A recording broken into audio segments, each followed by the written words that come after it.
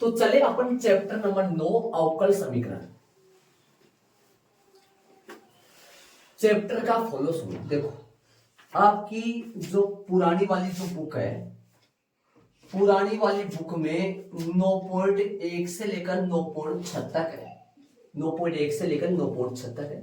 9.1 same है, 9.2 same है, एक बीच में 9.3 और आपकी पुरानी वाली जो बुक है उसमें बीच में आपके 9.3 और है, और ये 9.4 है, ये 9.5 है, ये 9.6 है। समझना, ध्यान से बारीकी से सुनना मेरी बातें। मैंने जो लिखा है तरीके से मैं समझाऊं आपको, ध्यान से सुनना।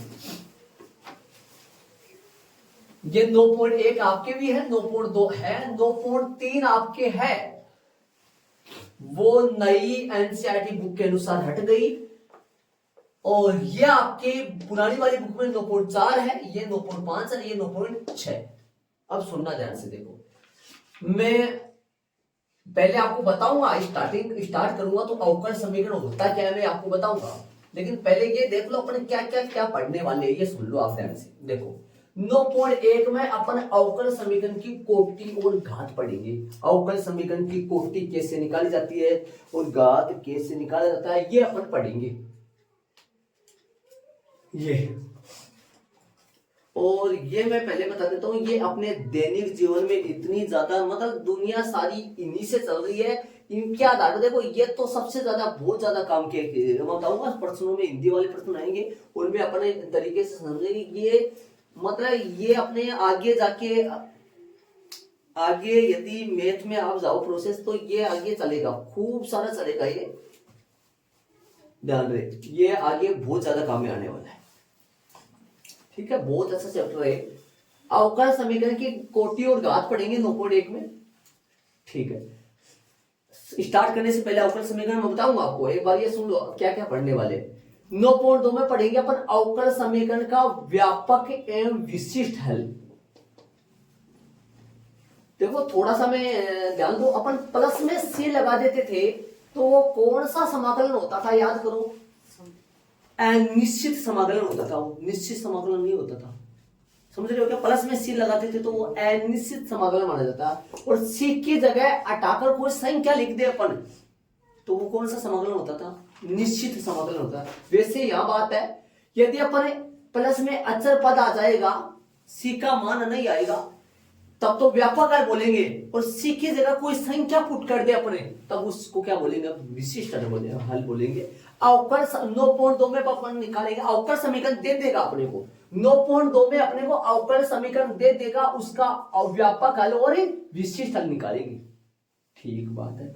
आपकी बुक में जो 9.3 है, आपकी बुक में जो 9.3 है उसमें क्या है वो सुनो सारे ध्यान से। 9.3 हटाने नहीं चाहिए, हटा दी गल।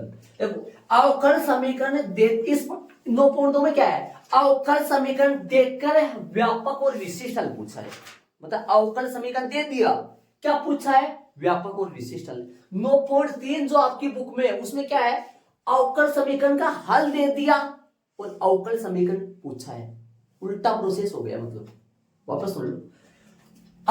इस प्रश्नावली में अवकल समीकरण दिया हुआ रहेगा, और अवकल समीकरण से अपन क्या निकालेंगे, हल निकालेंगे। विशिष्ट हल बोल दो, दोनों हल होते हो तो निकल जाए, पता हो जाएगा। मतलब अवकल समीकरण से हल निकालना 9.2 में है, हल से अवकल समीकरण निकालना 9.3 में है, जो कि आपके हट गया है। समझे मैं क्या कर रहा हूं?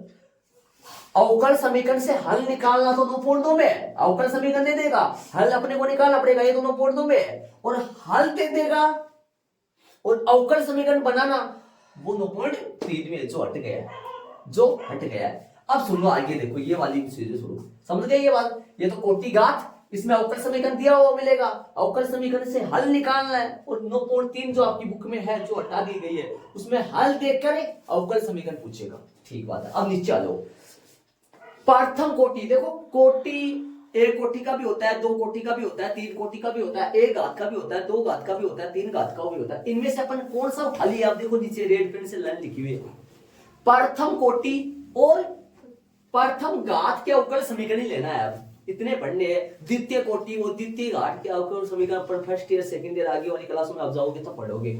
तो प्रथम कोटि और प्रथम घात के अवकल समीकरण को हल करने की विधिया विधिया प्रथम कोटि और प्रथम घात, ये ध्यान रखिएगा। द्वितीय कोटि द्वितीय तृतीय वो सब नहीं है, सिर्फ प्रथम कोटि और प्रथम घात। कितनी विधिया से पढ़ेंगे अपन, कितनी विधियों से पढ़ेंगे, विधियों। तो मतलब ये विधिया क्या है, सुनो देखो, प्रथम कोटि और प्रथम घात के अवकल समीकरण को हल करने की विधियां कितनी है, 3। देखो, पृथकरणीय चर वाले अवकल समीकरण का हल, एक तो पृथकरण करके, मतलब पृथकरण को मतलब जानो यो, मतलब अलग अलग करके, अलग अलग करके, है ना, मतलब चीनी अगर अलग है, मिट्टी अलग है, वो जो भी मालूम है। और कौन से पढ़ेंगे अपन, 9.3 समघातीय अवकल समीकरण का हल, ये विधि कौन से पढ़ेंगे, 9.4 की प्रश्नावली में। रेखिक अवकल समीकरण का हल, ये 9.5 में पढ़ेंगे। ये विधियां हो गई इनकी 3 प्रकार से। देखो जो ये फिक्स है, ध्यान रखना, एक ही सवाल 3 विधियों से नहीं हो सकता है ना। एक सवाल देखो अलग, कोई सवाल कभी कोई सवाल पृथक्करण से होगा, जो सवाल पृथक्करण से हो रहा है तो वो समघातीय से जरूर नहीं हो, है ना।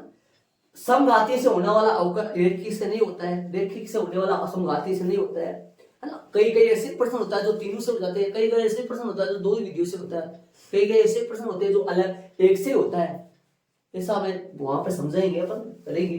9.3 में फर्स्ट विधि सेकंड विधि क्या निकालने की है विधिया, अवकल समीकरण दे रखा होगा और उसका क्या निकालेंगे, हल निकालेंगे। और यहाँ पे भी हल ही है, यहाँ पे भी हल ही है, लेकिन वहां पे विशिष्ट हल व्यापक हल है।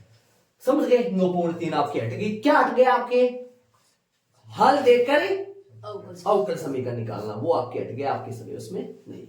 तो चलेंगे आगे, इनको मैं सबको रब करके स्टार्ट करेंगे। अवकल समीकरण होता क्या है, इसकी परिभाषा समझेंगे, उसका मतलब परिभाषा वगैरह, फिर अपन उसकी कोटि और घात, प्रश्नावली 9.1 की बारीक बेसिक जानकारी है वो अपन लिखेंगे। अवकल समीकरण और उसके कोटि और घात क्या क्या होता है, इनको मैं रब करूंगा। ऐड कर लिया होगा आपने, नहीं किया तो कर लोगे। प्रश्नावली 9.1 का परिचय, अवकल समीकरण होता क्या है, अवकल समीकरण किसे कहते हैं। अवकल समीकरण जो है, इतने समीकरण अपन पढ़े हैं, इतने क्लासों तक पीछे अपन बहुत सारे समीकरण पढ़ लिए, ये नया अवकल समीकरण अपना आ गया। ये क्या होता है वो सुनो। देखो अवकल समीकरण होता क्या है, देखो नॉर्मल समीकरण आप जानते हो। देखो समीकरण होता है एक्स स्क्वायर प्लस में एक्स वाई प्लस में वाई स्क्वायर इक्वल 0, ये भी समीकरण है। एक्स स्क्वायर प्लस में एक्स प्लस का 3 बराबर 0, ये भी समीकरण है, समीकरण ये भी है। वाई स्क्वायर प्लस में एक्स वाई प्लस में जेड बराबर 0, ये भी समीकरण है। समीकरण, ये सब समीकरण है, ये सब समीकरण है, ठीक है। अब सुनना, Y square plus K D Y upon D X बराबर 0, ये भी समीकरण है। टी की power D Y upon D X plus K D two Y upon D X two plus K D three Y upon D X three बराबर में Y, ये भी समीकरण है। ये सब समीकरण ही है।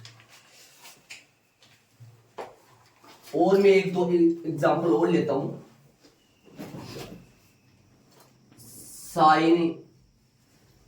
Sign D Y upon D X D two Y upon D X two plus का वाई बराबर 0, ये भी समीकरण है।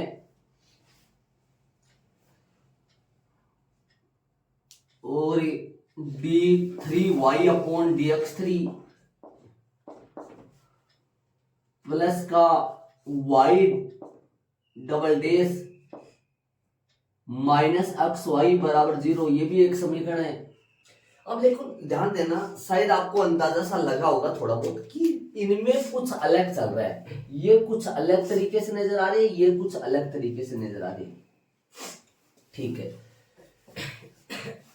ये तो अपन देखो, इनमें इनमें कहीं पे भी देखो, मैं सबसे पहले ये बताऊं आपको, ये dy अपॉन dx अपन पीछे पढ़े हैं, चैप्टर नंबर 5 में पढ़ते आ रहे हैं इनको।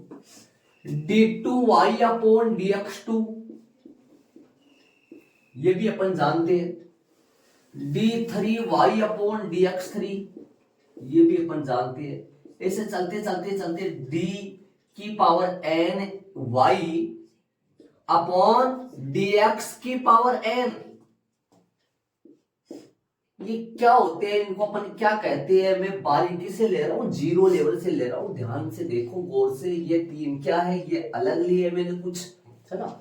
इसको अपन y डैश भी बोलते हैं, इसको लोकेश y डबल डैश भी बोलते हैं, इसको y ट्रिपल डैश भी बोलते हैं, और इसको तो क्या बोलते हैं, हाँ y2 भी बोलते हैं।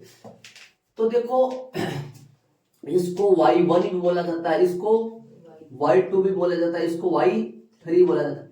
इसको क्या कहते हैं, इसको बोलते हैं प्रथम कोटि का अवकलज, बोलते हैं, शायद पता आपको, प्रथम कोटि का अवकलज।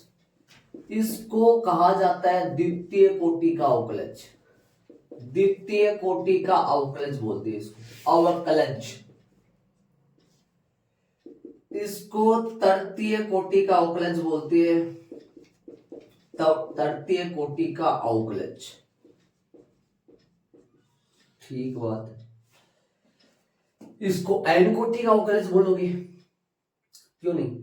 अब सुनना, यदि समीकरण में मतलब कोई भी समीकरण, एनीवन कैसा भी समीकरण है, उन समीकरणों के अंदर ये अवकलज फिट हो जाए, समीकरणों के अंदर प्रथम कोटि का मान लो, द्वितीय कोटि का मान लो, तृतीय कोटि का मान लो, यदि ये समीकरणों के अंदर ये अवकलज कहीं पे भी बीच में फिट हो जाए, मतलब आ जाए, तो उन्हीं समीकरणों को अपन अवकल समीकरण बोलते हैं। मतलब समीकरण ये तीन भी है, समीकरण ये चार भी है, इन तीन समीकरणों में कहीं पे भी अपने को प्रथम कोटि का, द्वितीय कोटि का, तृतीय कोटि का अवकलज नहीं है, इनके अंदर कहीं पे भी नहीं है। नॉर्मल एक्स वाई चल रहा है, या तीन चल रहा है, संख्या चल रहा है, जो भी है। इसलिए ये तीनों अवकल समीकरण नहीं है, ये अपने नॉर्मल समीकरण जहां अपन छोटी क्लास में पढ़ते आ रहे हैं, वो समीकरण चल रहे हैं। ठीक है, इनमें प्रथम कोटि का अवकलज आ रहा है, इनमें प्रथम कोटि का अवकलज आ रहा है, इसमें भी आ रहा है, प्रथम कोटि का भी आ रहा है, द्वितीय कोटि का भी आ रहा है, तृतीय कोटि का भी आ रहा है, इसमें भी आ रहा है, इनमें भी आ रहा है ना। इसलिए इन समीकरणों को बोला जाता है अवकल समीकरण। तो ऐसा समीकरण जिनमें प्रथम कोटि का, द्वितीय कोटि, प्रथम कोटि का या द्वितीय कोटि का या तृतीय कोटि का, इनमें से कोई भी अवकलज विद्यमान हो, तो ऐसे समीकरणों को अपन अवकल समीकरण बोल देते हैं। यह बात आपको समझ में आ गई होगी। अवकल समीकरण कहते हैं किसको है, अवकल समीकरण होता क्या है। यह अवकल समीकरण है नहीं है भाई, इनमें से कोई भी यदि इनमें एक भी आ जाए, जैसे मान लो कि मैं यहां लिख दूं dy अपॉन dx, बताओ ये समीकरण क्या बन गया, इसको क्या बोलोगे आप, अवकल समीकरण बोल दोगे। इनमें से कोई भी यदि समीकरणों के बीच में फिट हो जाए या आ जाए, उन समीकरणों को अपन अवकल समीकरण बोलेंगे। ये अवकल समीकरण है, ये अवकल समीकरण नहीं है, ये अवकल समीकरण नहीं है, ये अवकल समीकरण, ये अवकल समीकरण, ये अवकल समीकरण। समझ गए होंगे। तो ये तो मैंने बात बता दी अवकल समीकरण की। ठीक है, तो मैं एक दो परिभाषा, एग्जाम्पल तो ये हो जाएंगे ना, उदाहरण तो ये लिख दो, ये उदाहरण हो गए ना, और इसके आगे लगा देना। क्या लगाओगे, इसको हटा दूं मैं, क्या लगाऊं, यहां लगा दो, यहां वाई लगा दू। ये अवकल समीकरण है, अवकल समीकरण नहीं है, ठीक है। और ये सभी क्या है, ये सभी अवकल समीकरण है, अवकल समीकरण है। इसके आगे लिख दूं ऐसा समीकरण, ऐसा समीकरण जिनमें जिनमें जिनमें dy बटा dx या d2y बटा dx2 या d3y बटा dx3 में से कोई भी एक स्थित हो, कोई भी एक स्थित हो, देख लो मैं कहां लिख रहा हूं, थोड़ा सा एडिट करने में, स्थित हो तो समीकरण को अवकल समीकरण कहते हैं। तो समीकरण को अवकल समीकरण कहते हैं, अवकल समीकरण कहते हैं, अवकल समीकरण कहते हैं। ठीक है, ये तो हो गई इनकी क्या परिभाषा। लिखना चाहो तो वैसे नॉर्मल मोटा मोटा लिख दो, मैं इनको रफ करूंगा, आगे चलेंगे। ऐसा समीकरण जिनमें dy अपॉन dx या d2y अपॉन dx2 या d3y अपॉन dx3 में से कोई भी एक स्थित हो, कम से कम एक में से कोई भी कम से कम एक स्थित हो, कम से कम एक स्थित तो एक स्थित है, कोई भी एक आ जाए या दो आ जाए, तीन आ जाए, कुछ भी आ जाए, वो अवकल समीकरण कहलाता है। वो तो समीकरण को अवकल समीकरण कहते हैं। ये अवकल समीकरण नहीं है, ये अवकल समीकरण है।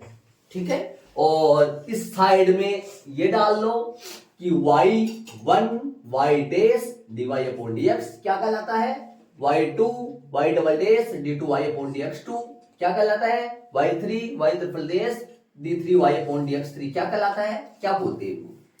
ठीक है, आगे अपन चलेंगे।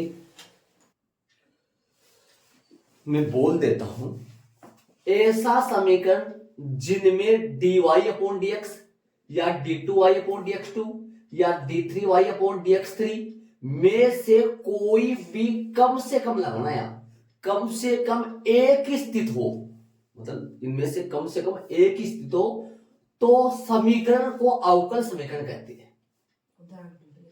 उदाहरण ये ले लो, उदाहरण लिख लो। उदाहरण के लिए ये अवकल समीकरण है सभी, और ये अवकल समीकरण नहीं है। और ये तीन क्या कहलाते हैं, इन तीन का आपको नॉलेज पता होना चाहिए, नॉलेज होना चाहिए आपको।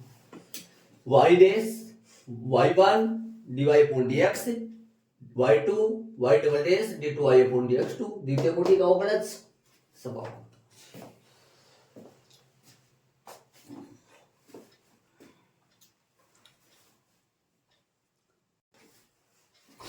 अब आगे चलेंगे अपन।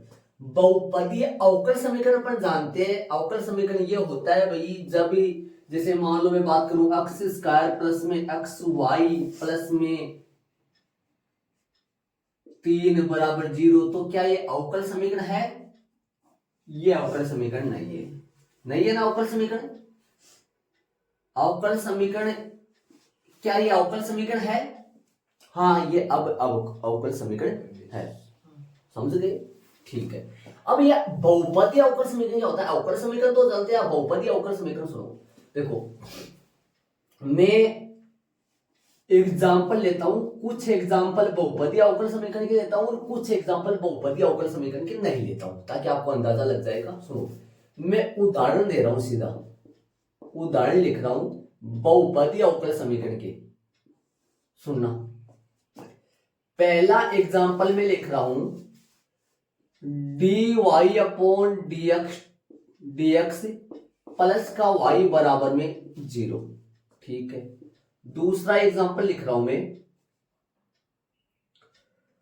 e की power x d2y upon dx2 plus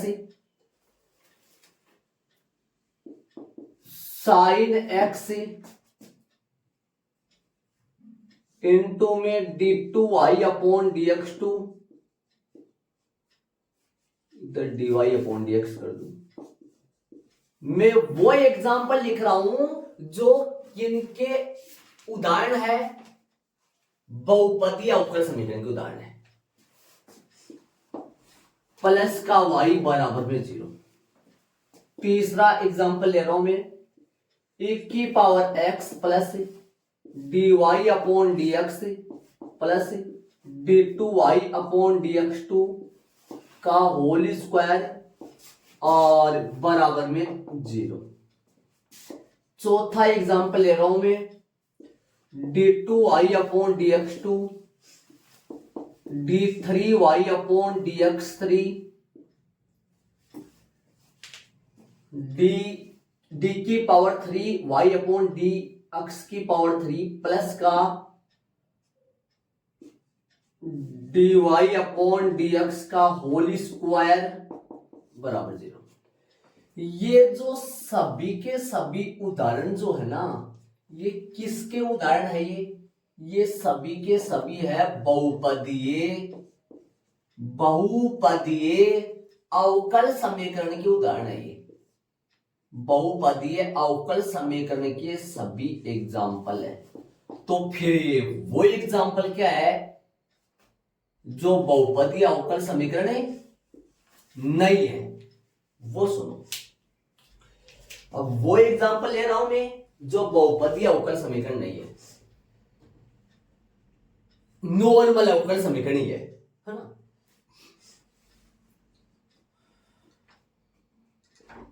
जो बहुपदीय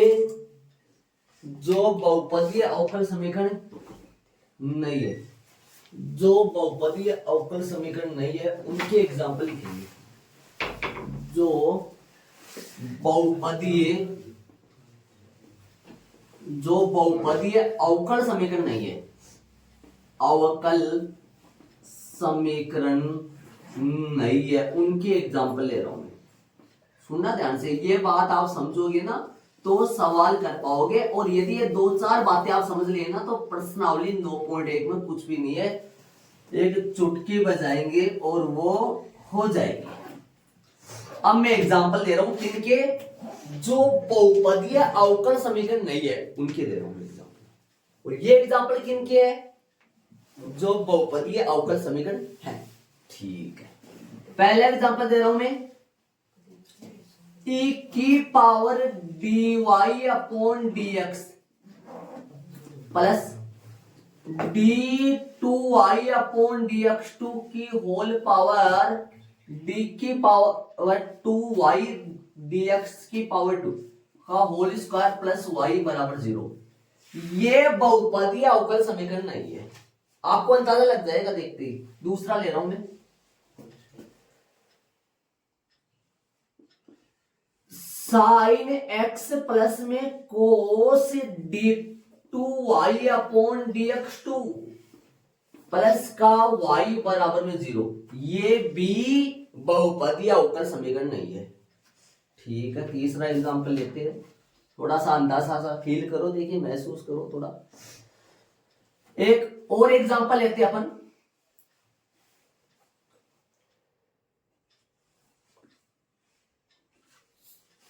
कोस x प्लस में d2y upon D square Y upon dx square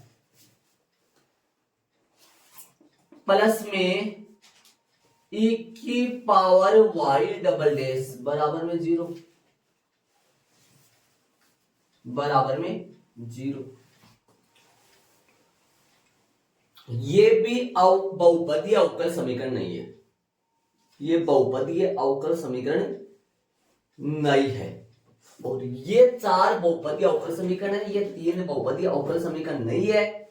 मैं एक और एग्जांपल ले रहा हूं, 1-2 और लिखता हूं, फिर अंदाजा लगेगा आपको।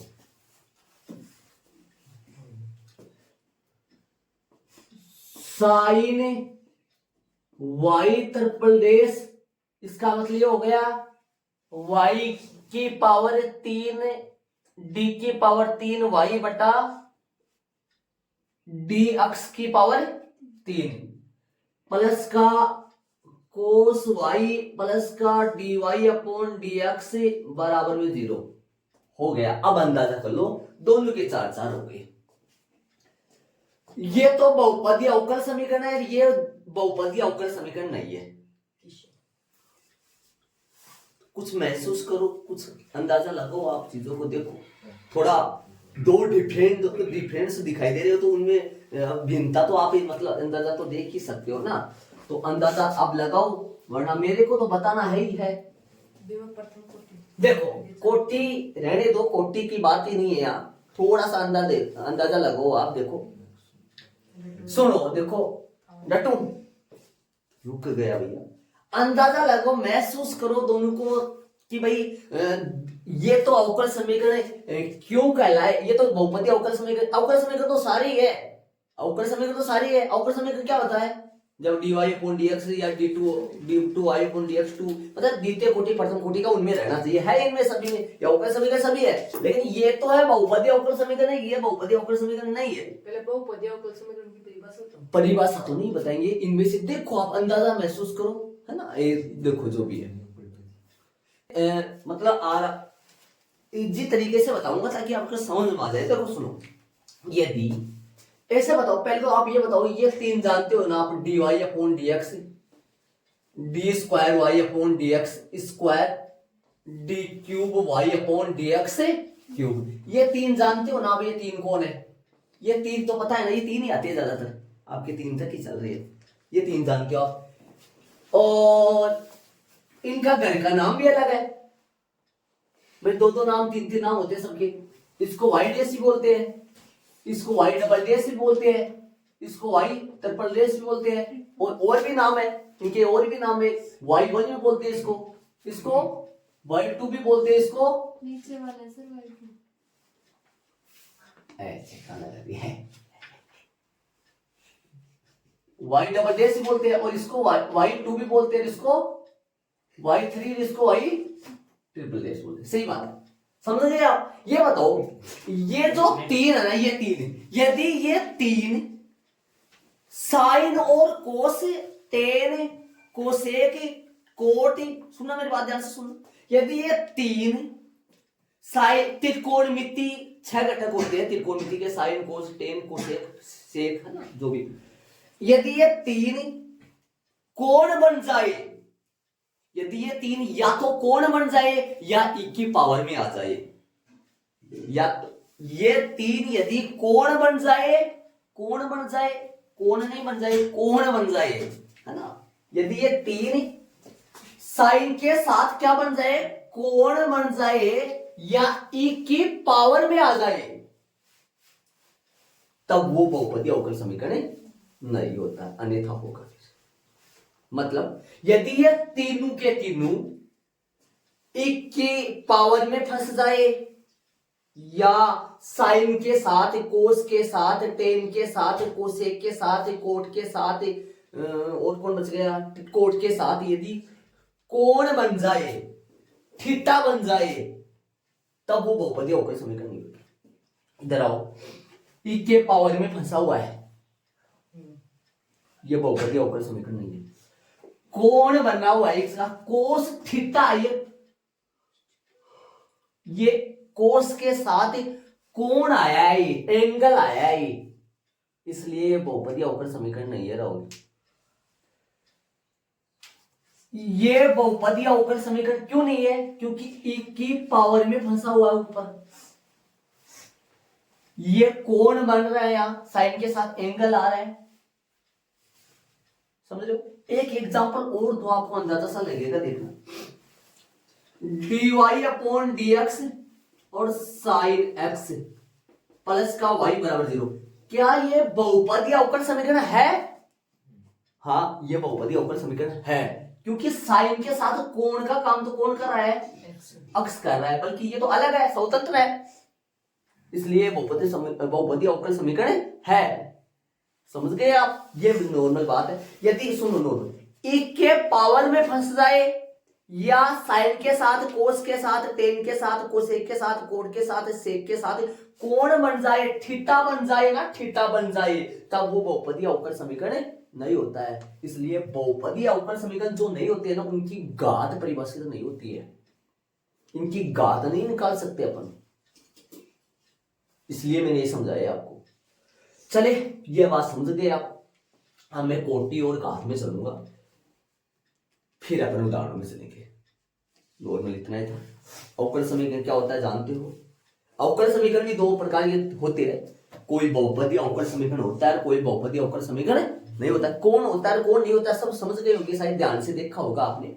यदि ई के पावर में फंस जाए ऊपर या साइन कोस टेन के साथ कोण बन जाए, मतलब थीटा बन जाए, तो वो बहुपदी अवकल समीकरण नहीं होता है, अन्यथा होता है। और बहुपदी अवकल समीकरण जो नहीं होते उसकी घात परिभाषित नहीं होती है। तो ऐड कर लिया होगा आपने, आगे चलूंगा। इसे ऐड करो सेम, कोई दिक्कत नहीं है, समझ जाओगे आप। नॉर्मल में लिखूं क्या है, यदि अवकलज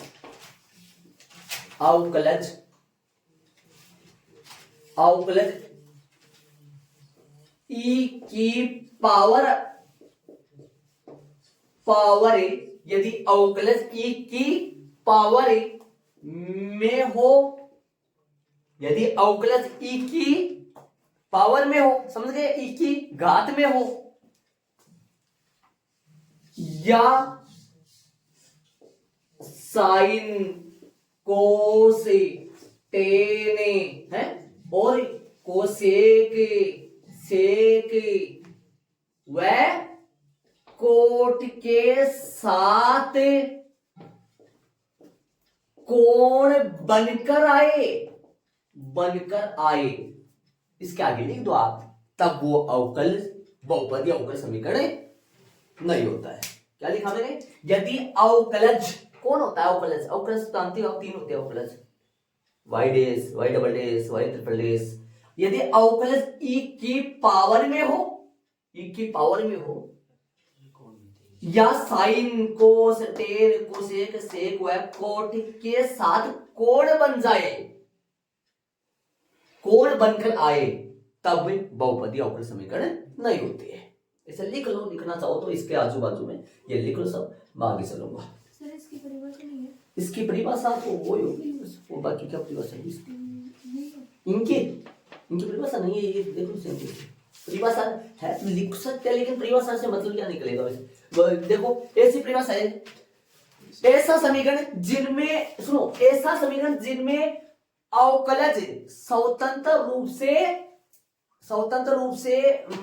रूप में उपस्थित नहीं हो, इनमें अवकलज स्वतंत्र रूप से उपस्थित नहीं है, इनमें अवकलज स्वतंत्र रूप से उपस्थित है।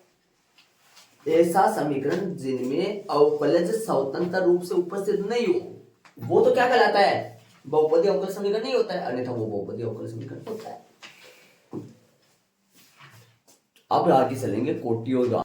अब सिर्फ आपसे है ना 8-10 मिनट मांगूंगा था सर, और ध्यान से एक्टिव को मेरी बात सुन लीजिए, बहुत अच्छी बात बताऊंगा, ध्यान से सुनो, लास्ट फाइनल है, एक बार ये सुनो, ये बात में देखेंगे, मैंने ऐड कर दिया ताकि टाइम ना लगे। अवकल समीकरण की कोटि सुनना, उच्चतम कोटि के अवकलज, ऐसे बताओ, जैसे मान लो अवकलज कितने बताए मैंने आपको, 3 बताए, प्रथम कोटि का अवकलज, द्वितीय कोटि का अवकलज, तृतीय कोटि का अवकलज, dy upon dx, d square y upon dx square और d cube y upon dx cube. उनमें से मतलब अवकल समीकरण में जो अवकलज सबसे ज्यादा कोटि का आ रहा है ना, जो अवकलज सबसे ज्यादा कोटि का आ रहा है, वही अवकल समीकरण की कोटि का रहेगी। उच्चतम कोटि के अवकलज की कोटि ही, उच्चतम कोटि के अवकलज की कोटि ही अवकल समीकरण की कोटि होती है। मतलब इस अवकल समीकरण में जो अवकलज सबसे ज्यादा कोटि का होता है ना, वो कोटि ही उस अवकल समीकरण की कोटि होती है। ये एक अवकल समीकरण है, इसमें सबसे ज्यादा कोटि का अवकलज कौन सा है और कितनी कोटि का, वो ये वाला है और 1 कोटि का है। सबसे ज्यादा कोटि का अवकलज यही है, 1 कोटि का है, कोटि 1 हो जाएगी इसकी। 1 मिनट यहां देखना, ये 2 कोटि का अवकलज है, ये 1 कोटि का अवकलज, 1 कोटि का है, ये तो घात ऊपर लग रही है, ये 2 कोटि का अवकलज है, ये 1 कोटि का अवकलज है, ये 1 कोटि का अवकलज है। सबसे ज्यादा कोटि का कौन सा है, 2 कोटि का, फिर कोटि 2 कोटि। उच्चतम कोटि के अवकलज की कोटि ही उस अवकल समीकरण की कोटि कहलाएगी। ये 3 कोटि का अवकलज है, ये D cube Y upon D X cube है। ये 2 को नहीं, ये तो कुछ नहीं है, ये अवकलज है ही नहीं ना, ये तो वाई स्क्वायर है ना।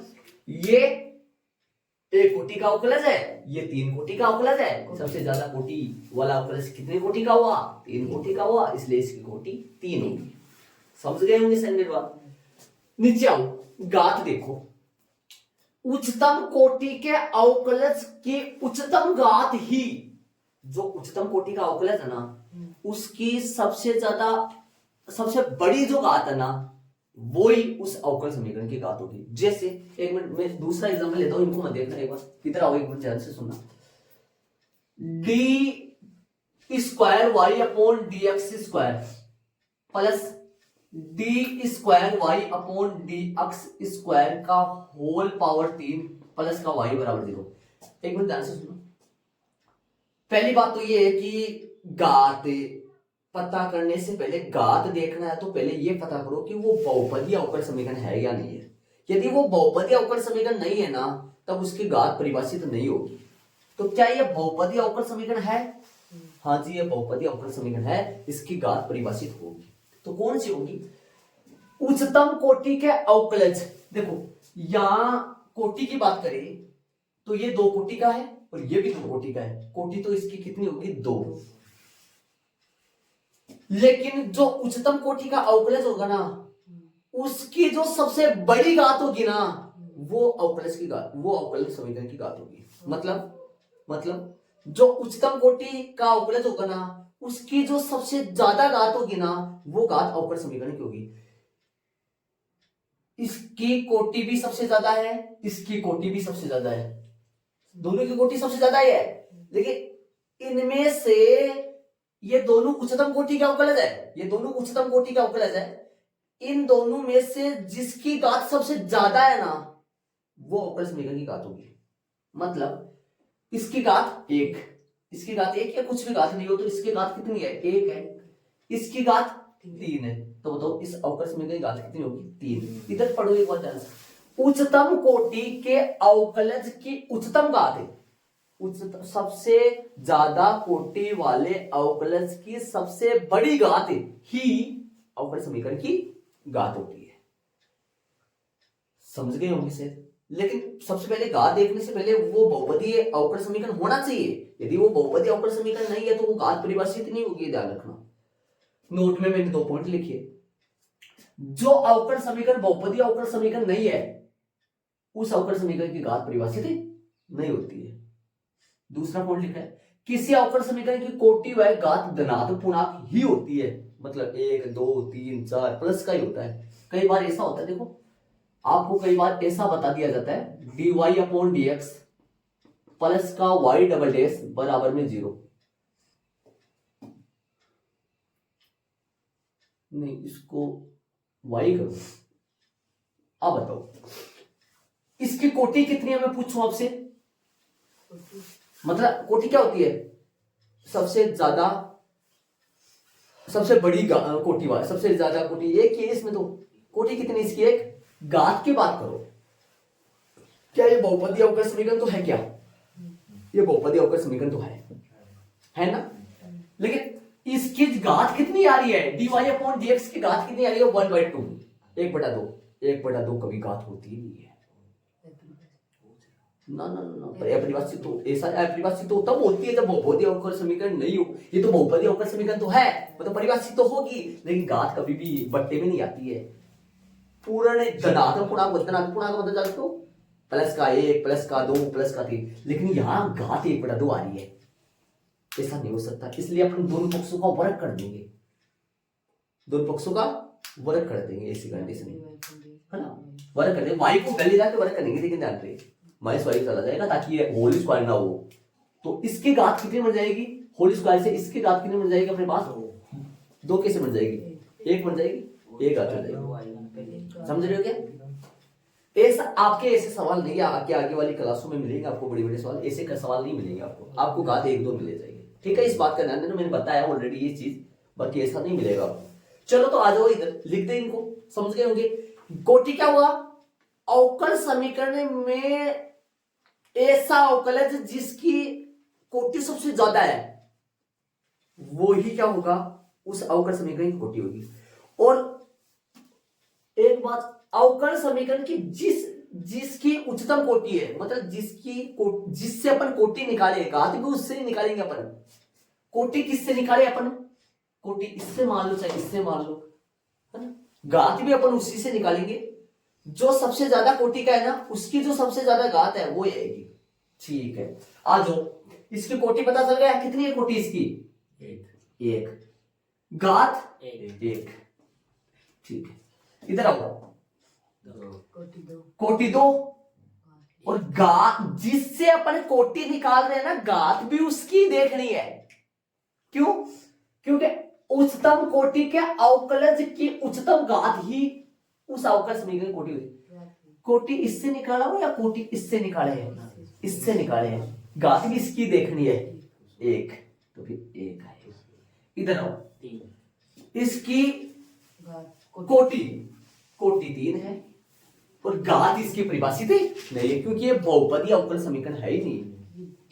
एक की पावर में अवकलज फंस गया, एक की पावर में अवकलज फंस गया। अवकलज तो जानते हो ना क्या होता है, अवकलज क्या होता है, अवकलज dy upon dx, d square y upon dx square, d cube y upon dx cube, ये अवकलज होता है। e की पावर में अवकलज फंस गया, इसलिए ये बहुपदी अवकल समीकरण नहीं है, इसकी घात परिभाषित है। क्या लिखेंगे, यहां यह बहुपदीय अवकल समी नहीं है, यहां यह बहुपदीय अवकल समी नहीं है, अतः इस अवकल समीकरण की, अतः या दिए गए अवकल समी की घात परिभाषित नहीं है, परिभाषित नहीं है, आंसर। पहले तो ये बता देना कि बहुपदीय अवकल समीकरण नहीं है, अतः दिए गए अवकल समीकरण की घात परिभाषित नहीं है, आंसर कोटि आ गया। तथा यह बहुपदीय अवकल समीकरण नहीं है, अतः दिए गए अवकल समीकरण की घात परिभाषित नहीं है। चले प्रश्नावली का प्रश्न नंबर पहला, इनको ऐड कर लो शांति से, ये ऐड करने की जरूरत नहीं है और इसको भी ऐड करने की जरूरत नहीं है, ये कचरा है, हटा दिया मैंने। देखो इनको ऐड कर लो, आगे प्रश्नावली लगा लो। प्रश्नावली का पहला प्रश्न स्टार्ट करो। सर वो डायरेक्ट लिख सकता है परिभाषित, डायरेक्ट बता रीजन लिख देना, अच्छा लगेगा, थोड़ा सा शांति से काम करते नहीं, सही, अच्छा नहीं, ठीक है। रीजन लिख दिया करो, बहुपदीय अवकल समीकरण ये आएगा, रीजन सभी में ये आएगा, और अतः दिए गए अवकल समीकरण की घात परिभाषित है नहीं। चलो प्रश्नावली 9.1 प्रश्न नंबर पहला। हाँ भाई, प्रश्नावली 9.1 प्रश्न नंबर 1 से 5 मैंने लिख लिए, मैं जल्दी दोहरा देता हूं, वैसे तो आप कर लिए होंगे शायद। दिया गया अवकल समीकरण ये है भाई, बताओ रे कोटि कितनी है, ये 3 कोटि का है, ये 4 कोटि का है, पहले की कोटि 4 है, और घात पहले में परिभाषित ही, क्योंकि साइन के साथ थीटा में ये अवकलज फंसा पड़ा है, इसलिए ये बहुपदीय अवकल समीकरण नहीं है। तो क्या लिखोगे, यहां यह एक बहुपदीय अवकल समी नहीं है, अतः इसकी घात परिभाषित नहीं है, इसकी घात अपरिभाषित है, इसकी घात अपरिभाषित है। आंसर पहले का। चलो दूसरा, कोटि 1 घात 1, इसके अधिकतम कोटि का ये इसकी घात 1 होगी। तीसरे में कोटि 2 घात, इसकी मत देखना, इसकी देखना, जिससे कोटि निकले ना उसी की घात 1।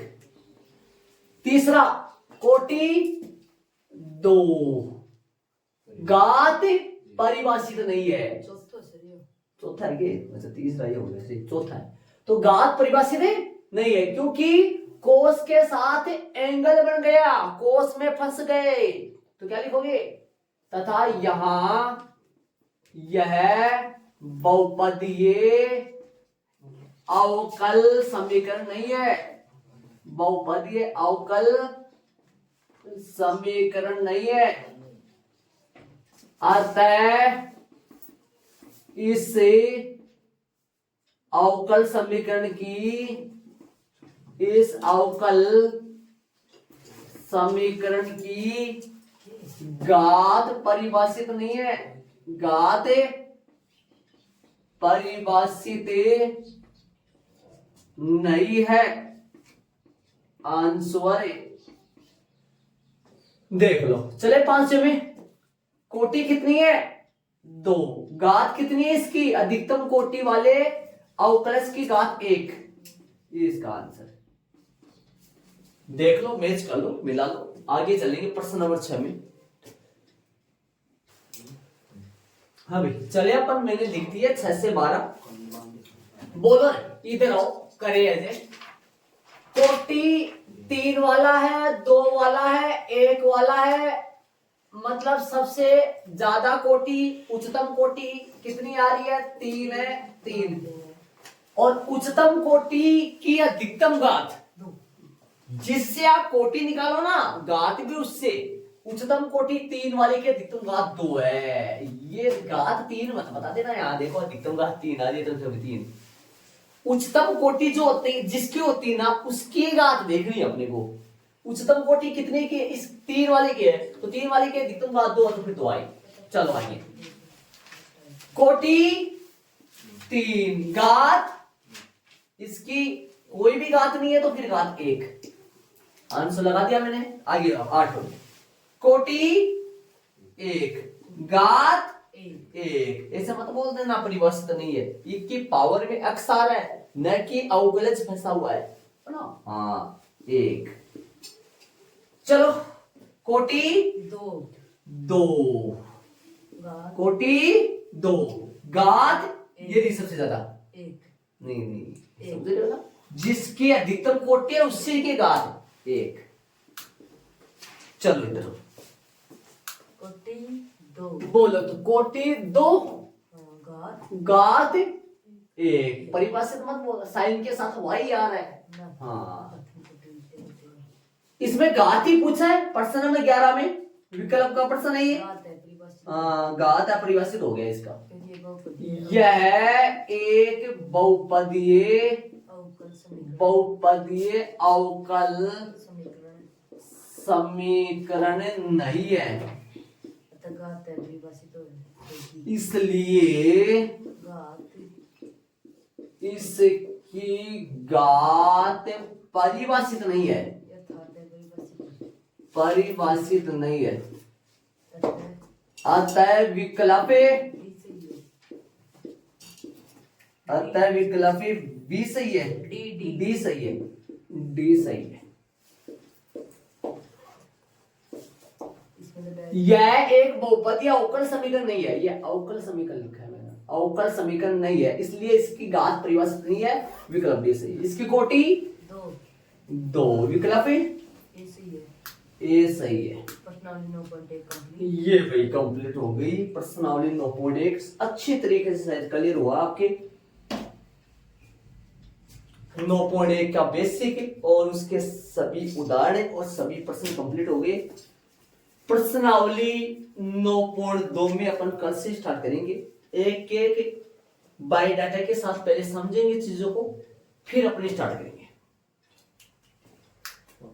इनको ऐड कर लो, नहीं क्या तो आप अपन कल से स्टार्ट करेंगे प्रश्नावली 9.2, इसको ऐड कर लो, नहीं क्या तो।